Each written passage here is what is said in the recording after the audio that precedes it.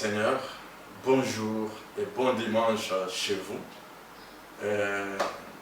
Je vous dis encore une fois merci pour votre présence, parce que ce direct, nous ne le faisons pas pour nous, mais c'est pour vous. Sans plus tarder, nous voici de plein pied dans notre culte de ce dimanche 29 mars 2020.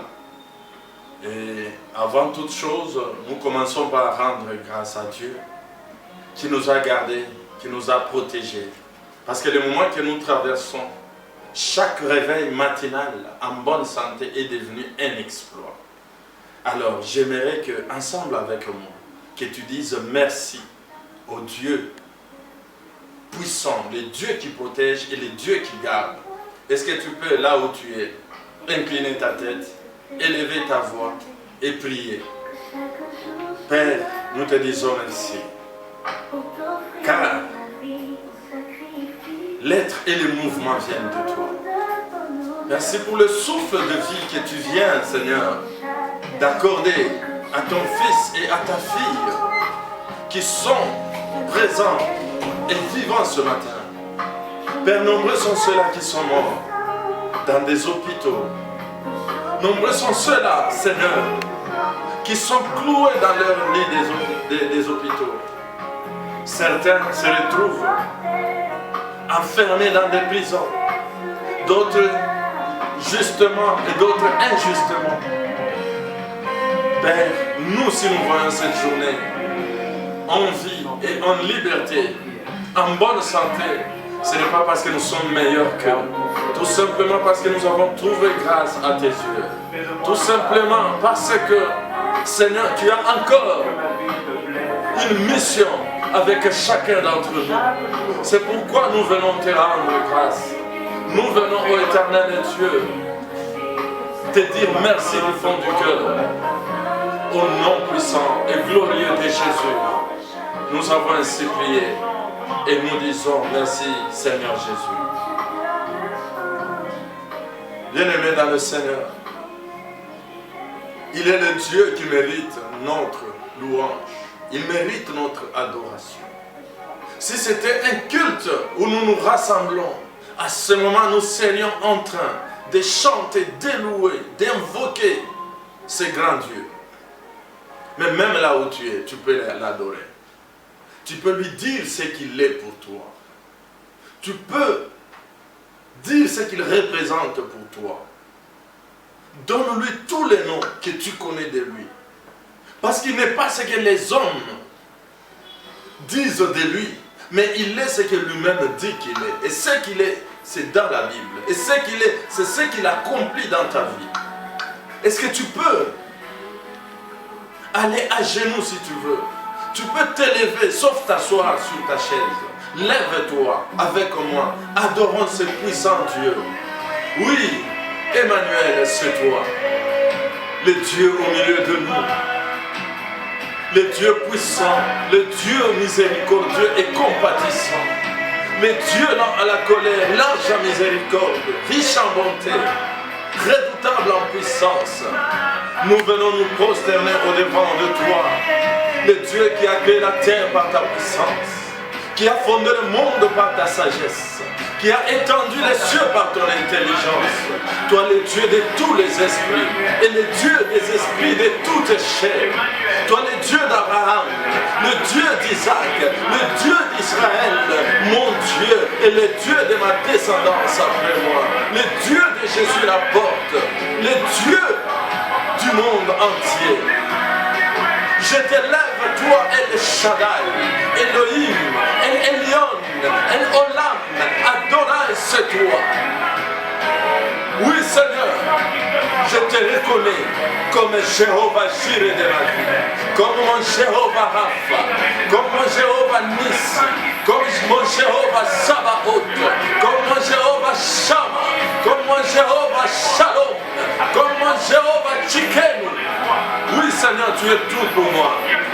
Tu es mon confident. Tu es mon associé. Tu es mon intime. Tu es mon ami fidèle. Tu es ma force. Tu es ma protection. Tu es mon héros. puissant. Oui, Seigneur, tu es ma forteresse. Tu es mon Seigneur. Tu es mon Dieu. Tu es mon roi. Tu es mon Père. Toi, devant qui tout genou fléchit dans les cieux, sur la terre et sous la terre. Et toute langue confesse que Jésus-Christ, tu es Seigneur à la gloire de Dieu le Père. Et ce matin, je t'adore comme la manne cachée, la rose des sabots, les lys de la vallée, l'étoile brillante du matin, le chemin, la vérité et la vie, la porte de brebis qui mène vers le vert pâturage. C'est toi l'admirable, c'est toi le conseiller, c'est toi le Dieu puissant, c'est toi le Père éternel, c'est toi le Prince de paix. Oui, nous nous joignons, Seigneur, à tous les oiseaux, à toute la création, les oiseaux et les animaux dans la forêt ce matin t'ont adoré, ils se sont prosternés devant toi. Nous nous joignons à eux, nous nous joignons aux anges dans les cieux, nous nous joignons aux 24 vieillards et aux 4 êtres vivants qui se prosternent aussi ce matin pour te dire Saint, Saint, Saint est l'Éternel Dieu des armées. Les cieux et la terre sont remplis de ta gloire. Saint, Saint, Saint est toi, le Dieu de la RDC. Toute la RDC remplie de ta gloire. Saint, Saint, Saint est toi, Jésus-Christ de Nazareth. Ce culte de ce matin est rempli de ta gloire. Oui, Seigneur, parfois nous manquons de mots pour exprimer ce que tu es, car tu es au-dessus de tout adjectif qualificatif. Tu es plus grand que la grandeur, tu es plus large que la largeur, tu es plus profond que la profondeur. Tu es grand, infiniment grand, au point que les cieux, ni les cieux des cieux ne peuvent te contenir. Tu es celui qui se tient et qui dit, je vis. Toi le Dieu qui se tient au-dessus du cercle de la terre. Toi qui maintiens l'univers entier entre tes mains. Toi qui n'as ni commencement ni fin. Toi qui n'es soumis au temps ni à l'espace. Tu es celui qui était, qui est et qui sera. Oui, Seigneur, agrée l'adoration de nos cœurs. Adore l'adoration de notre bouche. Et là où, Seigneur, nos bouches n'ont pas trouvé de mots, laisse que même nos mains, Seigneur, puissent t'adorer. Laisse que même nos mains puissent exprimer ce que notre intelligence ne peut pas exprimer. Parce que tu es puissant, tu es assis sur ton trône et tu fais ce que tu veux. Reçois l'adoration, la louange, la majesté pour les siècles des siècles.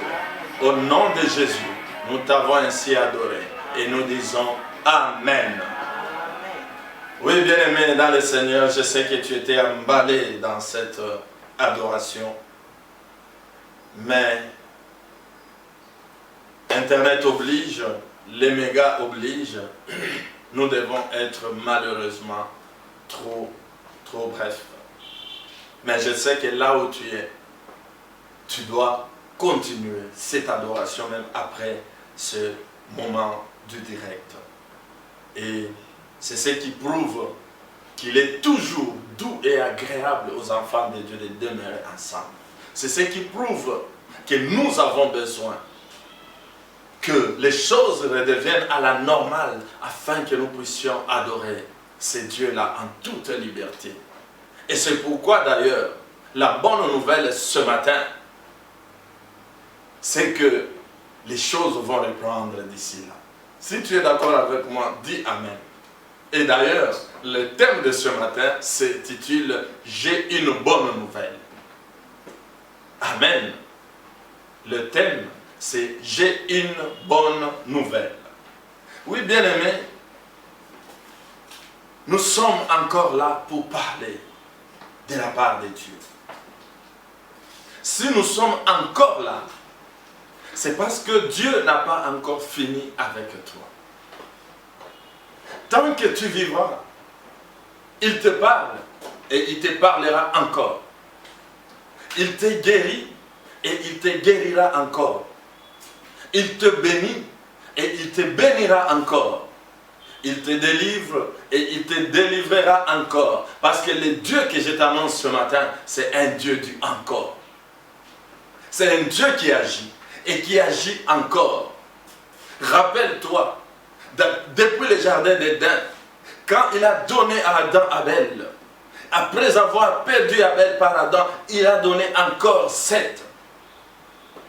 Quand le premier Adam a échoué, le Dieu du encore a donné encore le second Adam, Jésus-Christ de Nazareth, qui lui a accompli sa mission. Bien-aimé dans le Seigneur, c'est Dieu du encore que je t'annonce ce matin. Il agira, il te parlera encore. Quand Moïse a cassé les 2 tables de pierre à cause de la colère, Dieu lui a dit, prends encore 2 tables et écris. Samson avait perdu sa force en avouant son secret à Delilah. Il a crié, Seigneur, donne-moi encore cette fois la force. Et le Dieu du encore ne lui a pas dit, Adam et Samson, c'est de ta faute. Mais il lui a redonné encore la force. Bien-aimé, Dieu t'a parlé une fois. Peut-être tu as désobéi. Peut-être tu n'as pas cru. Mais aujourd'hui, il te parle encore. Et ce dimanche, c'est un dimanche de la bonne nouvelle. Et tu vas découvrir cette bonne nouvelle que Dieu t'adresse ce matin. Et cette nouvelle, nous allons la lire dans le livre de Ésaïe. Ésaïe chapitre 9, versets 1 à 6. Mais nous allons citer les autres versets pour gagner du temps. Je lis le verset 1 et puis je vais lire le verset 6. Mais toi tu peux lire de Ésaïe 9 de 1 à 6. Le premier verset nous dit ceci. Mais les ténèbres ne régneront pas toujours sur la terre. Déjà, tu peux recevoir ça comme la bonne nouvelle que Dieu t'annonce ce matin. Ça se trouve au premier verset. Les ténèbres ne régneront pas toujours sur la terre où il y a maintenant des angoisses. N'est-ce pas que sur la terre aujourd'hui il y a des angoisses? Si les temps passés ont couvert d'opprobre le pays des Zabulon et le pays des Nephtali, les temps à venir couvriront de gloire la contrée voisine de la mer au-delà du Jourdain, le territoire des gentils. Qui sont les gentils? C'est nous. Et nous passons au verset 6. Pourquoi les ténèbres ne régneront pas toujours? Pourquoi c'est maintenant un temps? Pourquoi c'est maintenant un temps de gloire pour notre contrée? C'est parce qu'au chapitre 6, on nous dit, car un enfant nous est né, un fils nous est donné, et la domination reposera sur son épaule. On l'appellera admirable, conseiller, Dieu puissant, Père éternel, Prince de la paix. Si j'étais dans une salle, j'allais dire, est-ce qu'on peut acclamer la parole de Dieu? Wow, quelle bonne nouvelle! Les ténèbres ne régneront pas toujours. Bien-aimés, sachez que le Saint-Esprit veut que nous ne soyons pas seulement ceux qui croient en Dieu, mais que nous soyons ceux qui croient en Dieu. Il y a une nuance. Croire en Dieu et croire Dieu, c'est deux choses qui doivent se compléter. Mais beaucoup croient en Dieu, peu sont ceux-là qui croient Dieu. Croire en Dieu, c'est croire en son existence. Or, aujourd'hui, tout le monde croit en l'existence d'un Dieu. Parce que sa puissance, sa manifestation à travers la création est tellement visible et palpable que personne ne peut l'ignorer. Et c'est pourquoi même le livre de Jacques, si vous lisez le livre de Jacques, chapitre 2, verset 19. J'aimerais vous le lire pour que vous sachiez que croire en Dieu, ce n'est pas ce qui impressionne Dieu. Parce que Jacques nous révèle au verset 19 que même les démons croient. Lisez Jacques chapitre 2 verset 19. Tu crois qu'il y a un seul Dieu, tu fais bien.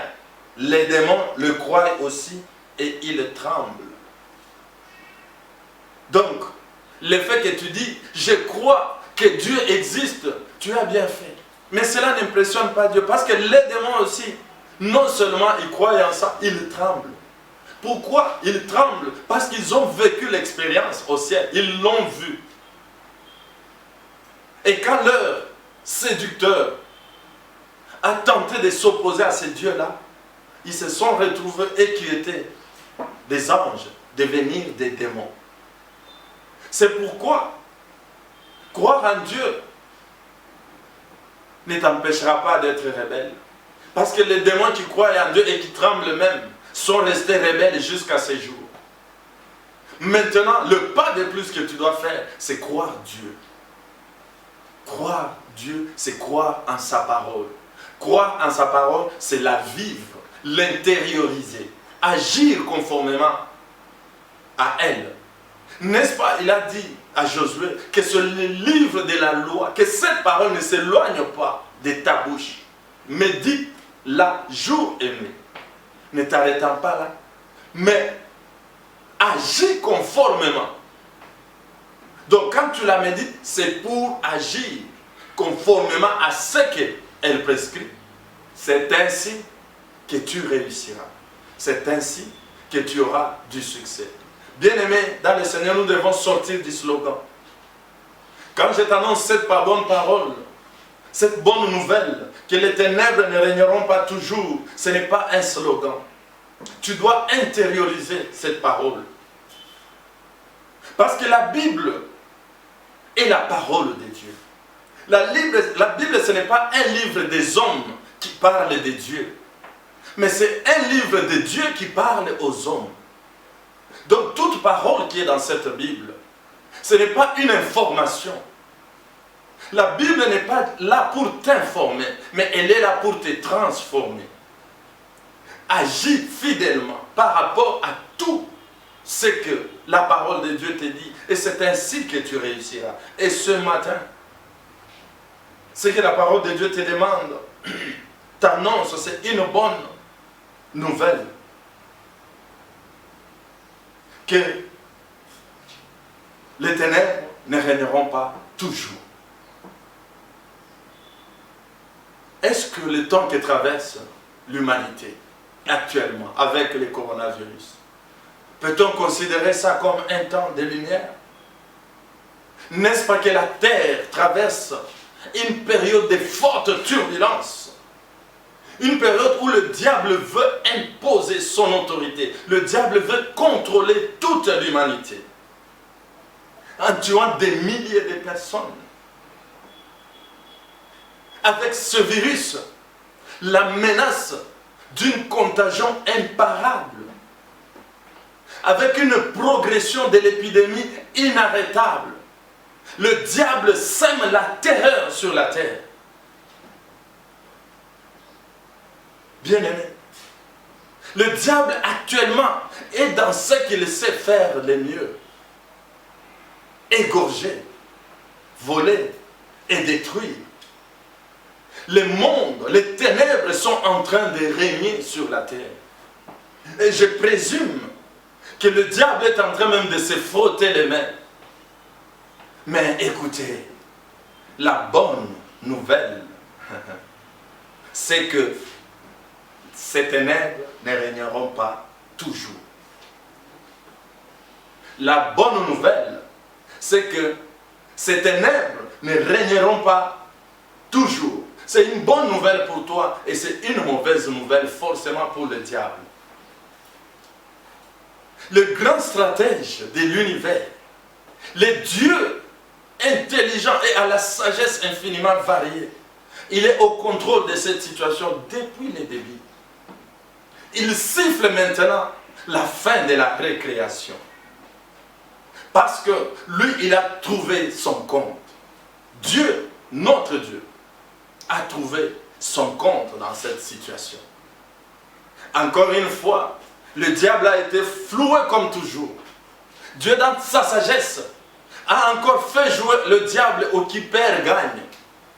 Comme il l'a fait à la croix.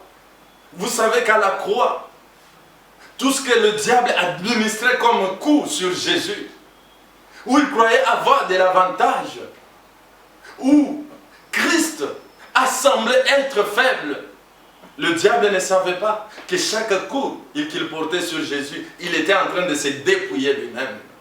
Chaque coup qu'il infligeait à Jésus, il s'infligeait lui-même un dépouillement. C'est trop tard qu'il s'est rendu compte que pendant qu'il croyait qu'il gagnait, il était en train de perdre. Et Jésus, qui semblait, qui paraissait comme perdre, c'est lui qui était en train de gagner. Et voilà encore une fois que le diable, en terrorisant la terre, en sémant la mort, en causant la mort des milliers de personnes, monsieur le diable a oublié, a ignoré que cela aurait pour conséquence de ramener les cœurs des enfants vers leur Père. Amen, peuple de Dieu. Ça, je crois que le diable ne l'avait pas calculé. Il ne savait pas qu'en ce moment où il terroriserait la terre, c'est le moment où l'homme prendrait conscience, encore une fois, de son impuissance, de sa vulnérabilité, qu'il se tournerait maintenant vers son Créateur. En faisant trembler le monde, le diable ignorait que ça aurait pour conséquence de restaurer les cultes en famille qui étaient déjà perdus. Vous voyez que les gens qui ne priaient pas ont repris l'habitude de la prière. Ça, le diable ne l'avait pas prévu. Aujourd'hui, la terre observe une accalmie du péché. Pour une fois, Dieu peut regarder la terre et ne pas se repentir d'avoir créé l'homme. Est-ce que le diable pouvait imaginer que même le péché irait en congé? Parce qu'aujourd'hui, où sont les LGBT?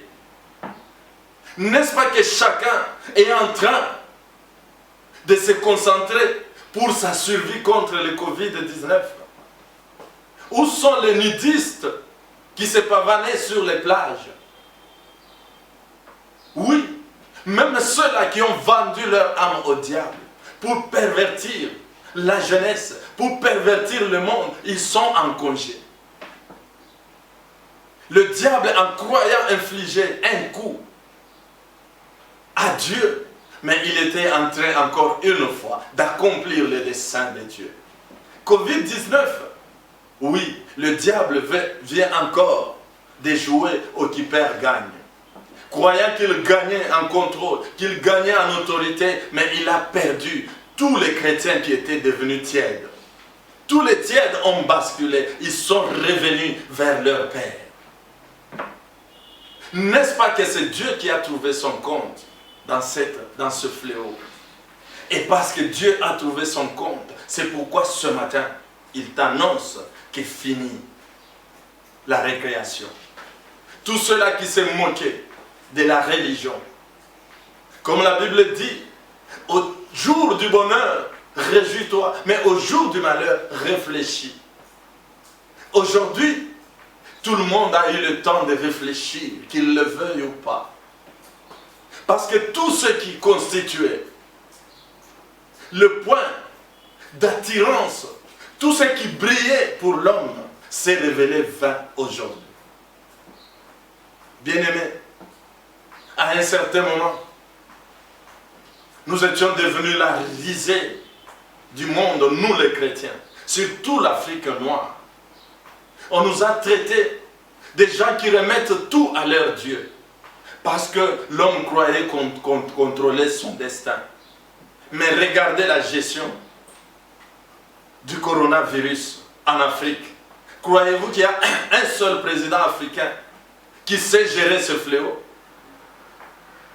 Mais l'Occident, avec tout ce qu'il a comme moyen, avec tout ce qu'il a comme richesse, avec tout ce qu'il a comme technologie, aujourd'hui l'Occident est plus frappé. L'Occident qui gère le Covid est frappé plus que l'Afrique qui est incapable de gérer. Parce que l'Afrique ne sait pas gérer son Covid. L'Afrique a toujours tout remis entre les mains de son créateur. Aujourd'hui, c'est le créateur qui gère l'épidémie en Afrique. La nature ne nous enseigne-t-elle pas? Même si vous êtes incrédule, regardez les statistiques. J'ai regardé les dashboards ce matin. On est à 665 000 cas connus. Donc si on y ajoute des cas qui ne sont pas encore dépistés et enregistrés, la Terre aujourd'hui compte en millions le nombre de personnes infectées, avec plus de 30 000 morts. Mais dans ce 665 000, l'Afrique ne réunit même pas 5 000. Donc, pour ceux qui ont fait les statistiques, aujourd'hui le taux de l'épidémie en Afrique est en dessous de 1%. Croyez-vous que les Africains savent maintenant bien gérer l'épidémie? Regardez, depuis le moment où le premier cas est apparu en Afrique, jusqu'à aujourd'hui, par rapport au temps où l'Italie a enregistré son premier cas, et par rapport au même temps, la propagation était à quelle vitesse? Aujourd'hui, Dieu a prouvé que réellement, si lui ne garde la maison, c'est qu'il la garde veille en vain. Aujourd'hui, j'ai vu des gens critiquer sur les réseaux sociaux, surtout sur Twitter. Nous les Africains, ça c'était au début. Au lieu de prendre des mesures, nous ne faisons que prier, prier. Les autres prennent des mesures. Oui, les autres ont pris des mesures. La France a confiné toute sa population. Pendant que mon pays, la RDC, Kinshasa, on a juste annoncé, je n'ai pas dit on a observé, on a annoncé une mesure de confinement de 4 jours. C'était juste une promesse que dans 4 jours. Et c'était comme si on avait sifflé pour dire, ok, tout le monde dehors. Allez attraper le coronavirus et rentrez vous confiner pendant 4 jours. Nous avons vu que l'Afrique est incapable de gérer ces virus comme l'Occident. La journée du vendredi, toute la ville de Kinshasa avec ses 12 millions d'habitants était dehors. Dans chaque famille, sans exception, au moins une personne était dehors pour aller chercher de quoi une réserve pour les 4 jours. Qu'est-ce qu'on n'a pas observé? C'était des bousculades dans les marchés. Des gens qui se criaient dessus sans masque. Et croyez-vous que si l'Éternel ne protège pas cette population, la journée de vendredi, toute la ville de Kinshasa a attrapé le Covid-19. Bien-aimés, je m'adresse à mes frères, excusez-moi les termes, les aliénés culturels, qui veulent jouer à l'occidental, qui étaient là à se moquer des églises, des serviteurs de Dieu, qui voulaient se faire des scientifiques. Aujourd'hui, un microbe vous a appris la solidarité, a appris que sur la terre, toute l'humanité reste l'humanité, reste l'humain. Aujourd'hui, à quoi sert la richesse de quelqu'un qui est en train de suffoquer dans un lit d'hôpital? Oui, le Covid-19 est venu révéler les limites de l'homme, son impuissance, sa vulnérabilité. Et il est venu encourager l'homme africain, surtout le noir, de toujours se confier et encore plus en Dieu. Et ça, le diable ne l'avait pas prévu. À sa grande surprise, c'est Dieu qui a trouvé son compte. Il n'a travaillé que pour Dieu. Oui, tout ce que Dieu a créé est une armée pour Dieu. Je l'ai toujours répété aux membres, excusez-moi, de Jésus l'apôtre, que tout ce que Dieu a créé est une armée. Quand on l'appelle l'Éternel Dieu des armées, son armée n'est pas seulement l'armée des anges. Toute la création est une armée. Et quand vous lisez la Bible, vous verrez que Dieu a utilisé toute la création comme une armée pendant que les hommes se rébellaient. Le feu était devenu une armée pour Dieu contre Sodome et Gomorrhe. La terre était devenue une armée contre les enfants d'Israël quand ils se sont rebellés. Dieu a ordonné à la terre, elle a ouvert sa bouche, elle a englouti des hommes.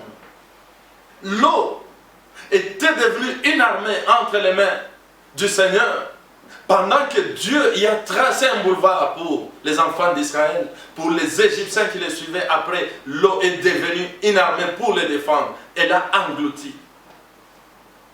Il n'utilise pas que des grandes choses. Nous avons vu que dans les 10 plaies que Dieu a infligé à Pharaon, tout ce que Moïse produisait, les magiciens de Pharaon les produisaient aussi en contrefaçon. Mais il est arrivé à un moment où Dieu a utilisé les plus petites choses, les poux. Vous vous imaginez. Et moi je sais que les magiciens de Pharaon ne créaient pas les serpents. C'était quand Moïse change son bâton en serpent et il pouvait faire venir tous les serpents d'Égypte pour les présenter devant Moïse. Mais là, quand Dieu a réuni tous les poux, les magiciens de Pharaon ne pouvaient pas imiter. Et là, j'aime la déclaration des magiciens de Pharaon. Ils ont dit, là, c'est le doigt de Dieu. Bien-aimés dans le Seigneur, notre Dieu, il est l'Éternel Dieu des armées. Même le diable est un instrument pour l'accomplissement des desseins de Dieu. N'est-ce pas, le Covid-19 est devenu une arme entre les mains du Seigneur? Une arme qui a ramené les cœurs des enfants vers leur Père. Une arme qui a imposé une accalmie du péché sur la terre. Écoutez, c'est ce Dieu-là qui dit aujourd'hui, stop, maintenant je suis en action. Maintenant je suis en action. Le passage que nous venons de lire, qui dit « Les ténèbres ne régneront pas toujours », c'était pourquoi? Parce que un enfant nous est né. Si ce passage est une promesse du temps d'Ésaïe, pour nous, ce n'est plus une promesse. L'enfant, le Fils nous a été donné il y a 2000 ans à la croix de Golgotha. Et devant ce fléau, ça nous ramène au désert. Quand Dieu avait frappé le peuple avec des morsures de serpents, Moïse avait élevé le serpent des reins. Et tout celui qui regardait au serpent était guéri. Et Jean 14 nous dit, de la même manière, Moïse a élevé le serpent dans le désert, le Fils de l'homme sera élevé, et le Fils de l'homme a été élevé à la croix. Aujourd'hui, tous ceux-là qui tournent le regard vers la croix, ils sont guéris. N'est-ce pas la fin des ténèbres? Aujourd'hui, nous combattons un ennemi déjà dépouillé. Si ce n'est qu'il est armé pour ceux-là qui lui remettent les armes. Parce que Christ les a dépouillés. Mais c'est nous, par nos craintes, nos peurs, notre incrédulité, qui remettait les armes au diable, qui les rendait puissants. Le diable est déjà dépouillé. La bonne nouvelle ce matin, c'est que Dieu a déjà trouvé son compte dans ce fléau. Et il dit maintenant, le temps de la lumière est arrivé. Christ est déjà en action dans le monde.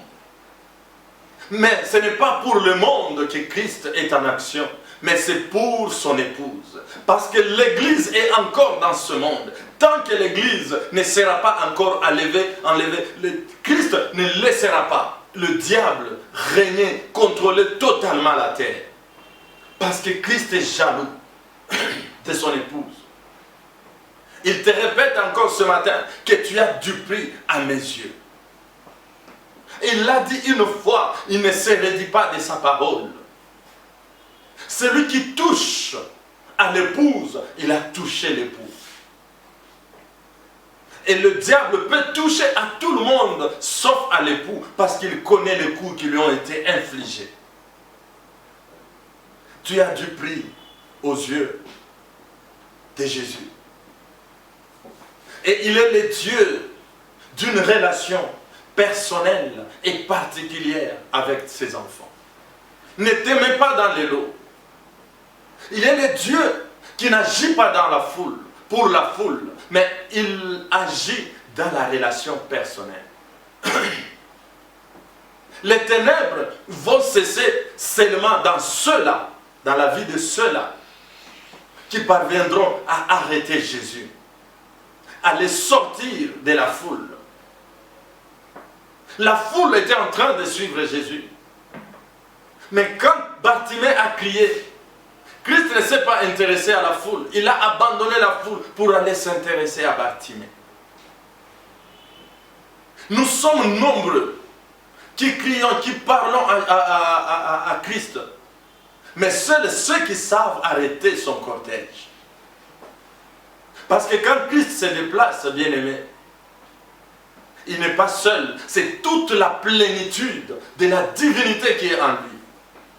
Quand Christ se déplace, c'est le Père, c'est le Fils, c'est le Saint-Esprit. Et croyez-vous qu'un roi du roi, un Seigneur des Seigneurs peut se déplacer seul?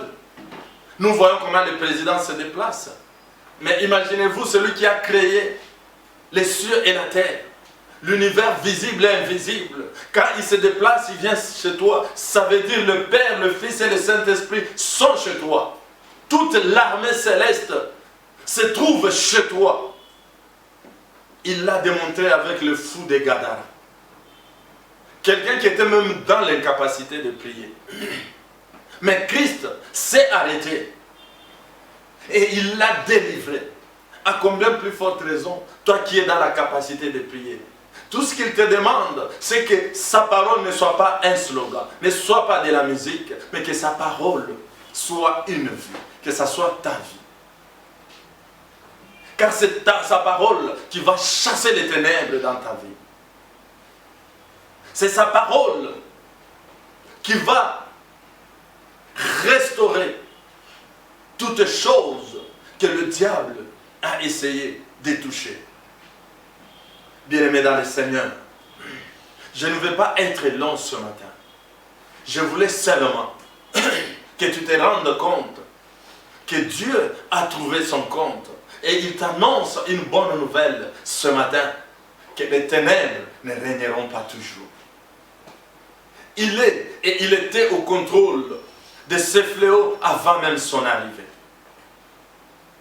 Mais au lieu de nous bomber la poitrine, humilions-nous, continuons, parce qu'il est toujours à la recherche de ceux qui se tiennent à la brèche. Christ est déjà en action. Christ est déjà en action. C'est la bonne nouvelle que je voulais t'apporter ce matin. Et le culte d'aujourd'hui, parce que c'est un culte où Christ nous a annoncé la bonne nouvelle, j'aimerais quand même qu'on prenne du temps pour prier. Dans les peu de minutes qui nous restent, j'aimerais que tu te joignes à moi, afin que nous puissions dire d'abord merci. Avec assurance maintenant que Christ est en action, qu'il est en train de chasser, qu'il est au contrôle, c'est lui qui règne, ce n'est pas le Covid-19 qui règne, ce n'est pas le diable qui règne. Maintenant je t'annonce que c'est Christ qui règne. Maintenant, j'aimerais que nous puissions lui parler. Nous devons commencer d'abord par lui dire merci. Disons merci à Dieu. Parce que ce matin, il a encore manifesté son amour. Ce matin, il vient nous réconforter. Ce matin, il nous montre que ce ne sont ni les mesures de confinement, ni les quarantaines qui peuvent arrêter ce fléau. Il est au contrôle. Bien-aimé, tout ce qui a un début a une fin. Tout ce qui est arrivé doit partir. Le Covid-19 a eu un début, un certain jour de décembre 2019. Et ce matin, Christ t'annonce la fin de ce qui est arrivé, parce que ça doit partir. Si moi j'étais toi, j'exalterais de joie. J'adresserai encore une louange et une adoration à ce Jésus-là. Est-ce que tu peux déjà commencer à le faire avec moi? Oui, Seigneur, t'avoir comme Dieu est la meilleure chose qui puisse arriver dans la vie de quelqu'un. Oui, Seigneur, sans toi, que pouvons-nous faire? Sans toi, que serait mon continent l'Afrique? Que serait mon pays, la RDC? Oui, Seigneur, je te connais, toi, le Dieu qui est invoqué dans mon pays. Tu es le Dieu qui a déjoué tous les pronostics macabres prononcés contre mon pays. À chaque fois que l'ennemi s'élève, tu t'élèves à cause, Seigneur, de ceux-là que tu as suscités. Ce matin, je me joins, Seigneur, à tous les saints, au travers les quatre coins de la terre, qui ont prié, qui ont gêné, qui ont élevé leur voix vers toi. Et tu as entendu, et tu as dit, finis la récréation. Tu es maintenant en action.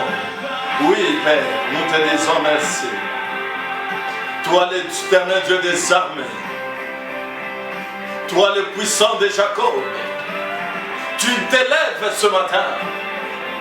Tu t'élèves pas comme un agneau, mais maintenant tu t'es levé comme le lion de la tribu de Juda. Tu t'es levé comme celui qu'avait vu Jean dans la vision sur l'île de Patmos. Lui qui s'est couché sur ta poitrine. Mais ce jour-là, quand il t'a vu, il est tombé comme mort. Quand il t'a vu dans ta vraie réalité, avec les cheveux et la tête blanche, comme de la laine blanche. Il t'a vu avec les yeux comme des flammes de feu. Et ton visage qui brille comme le soleil quand il brille dans toute sa splendeur. Oui, c'est toi le Jésus qui s'est levé maintenant, avec une bouche de laquelle sort une épée à deux tranchants. Tu es en train de menacer maintenant le Covid-19 avec ta voix qui est comme le bruit des grandes eaux. Oui, tu es celui, le lion de la tribu de Juda, qui marche en Afrique avec des pieds comme des lérins embrasés dans la fournaise. Tout ce que tu piétines, Seigneur, prend feu. C'est en toi que nous sommes cachés. Oui, c'est toi que nous élevons ce matin. C'est toi que nous glorifions. Parce que tu dis, j'agirai. Qui s'y opposera? Oui, merci Seigneur Jésus. Nous ne te dirons jamais merci assez. Parce que ce que tu fais, c'est au-delà de tout ce que nous pouvons te rendre. Tu le fais par amour. Au nom de Jésus, nous t'avons ainsi dit merci. Oui, bien-aimés dans le Seigneur, maintenant nous devons prier pour notre nation. Comme je le disais, le vendredi, c'était comme un coup d'envoi. C'était l'anti-confinement. Au lieu que le peuple soit confiné, mais dans la ville de Kinshasa, c'est tout le peuple qui était dehors. Et le mouvement qui a été imposé, c'était que les gens se frottent, se crient dessus, sans masque. Si l'Éternel ne protège pas la population de Kinshasa, si l'Éternel ne protège pas les régions, les provinces de la RDC, tout ce que le gouvernement peut faire, le fera en vain. Le gouvernement a montré ses limites. Maintenant, nous devons nous adresser à notre Père qui est illimité. Est-ce que tu peux prier pour la nation, la RDC? Tu peux élever la voix.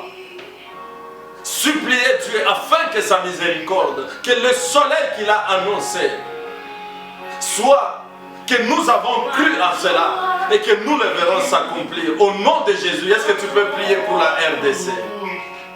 Oui, Père. Nous prions, Seigneur, pour notre pays, qui, vendredi, toute une ville de 12 millions d'habitants a été exposée, Seigneur, aux microbes qui a déjà fait jusqu'à ce jour 6 mois. Mais Seigneur, nous venons, non pas motivés par la peur, mais motivés par la foi en ta parole, qui vient de nous dire que tu es en action, tu es au contrôle. Oui, Père, nous savons que si toi tu nous bâtis la maison, ceux qui bâtissent travaillent en vain. Oui, Seigneur, tout ce que nous pouvons observer comme mesure ne peuvent pas arrêter, Seigneur, cette épidémie. Car nous ne luttons pas contre un ennemi visible, c'est un ennemi invisible. Mais dans le visible, il te rencontre, toi, le Dieu invisible. Si c'est un virus créé par les hommes, ils l'ont créé à partir de ce que toi, Père, tu as créé. Si c'est un virus naturel, il reste ta créature. Oui, Seigneur, je prie pour cette tempête qui tente de souffler sur la RDC, mais je sais qu'elle ne pourra rien, parce que tu nous as montré ces jours-là, pendant que les disciples paniquaient dans la barque à cause de la tempête, à cause des vagues. Oui, Seigneur, toi tu es arrivé vers eux, marchant sur la tempête, pour leur montrer que regardez ce qui vous fait peur, moi je marche dessus. Oui, tu es celui qui marche maintenant sur la RDC, sur le Covid-19, pour préserver mon pays. Oui, Seigneur, les enfants de la RDC, tes enfants, ton église en RDC, chacun a élevé sa voix, chacun a prié. Il y en a qui ont gêné au éternel Dieu, afin que tu puisses préserver notre pays. Et je sais que tu l'as préservé. C'est pourquoi ce matin, tu annonces cette bonne nouvelle de dire que c'est fini. Le soleil de la justice a déjà pointé à l'horizon. Oui, Seigneur, nous savons que nous verrons maintenant, Seigneur, les choses changer. Que ce mois d'avril qui va commencer sera un mois où va se succéder. Pas les nouvelles alarmantes, pas des nouvelles paniquantes, mais des nouvelles d'espoir. Des nouvelles qui confirment que toi, le lion de la tribu de Juda, tu es en action. Merci Seigneur Jésus. Oui, bien-aimé dans le Seigneur, je donne une dernière requête. Nous savons que nous avons nos frères et sœurs au pays comme en dehors du pays qui sont exposés. Ce sont les infirmiers, ce sont les médecins, ce sont nos policiers, nos militaires qui encadrent. Ceux qui soignent les malades sont en contact avec eux. Et comme nous le savons, si l'Éternel ne les garde, les masques, nous avons vu un médecin français contaminé dans l'exercice de ses fonctions. Nous allons prier pour le corps médical et de notre pays. Et tout cela à travers le monde qui sont en train de faire leur part pour que à travers eux, Dieu fasse aussi sa part. Au nom de Jésus, est-ce que tu peux prier? Père, au nom de Jésus, nous savons que sans toi nous ne pouvons rien. Je vais, Seigneur, présenter les sorts de mes frères, de mes sœurs, médecins, infirmiers, tous les personnels soignants, même tous ceux-là qui sont commis aux soins dans les hôpitaux. Tous ceux-là qui sont exposés, Seigneur, aux microbes. Oui, Seigneur, j'implore ta grâce. Que le sang de Jésus les couvre de boucliers. Oui, Seigneur, quand cet ange de la mort, qui est le Covid-19, passera, qu'il voie le ton sang, Seigneur, sur eux et qu'il passe outre. Je sais que tu es le Dieu qui garde et qui protège. Au nom de Jésus. Merci, Seigneur Jésus. Amen. En tout cas, merci beaucoup, bien-aimé dans le Seigneur, pour toi qui étais avec nous en direct.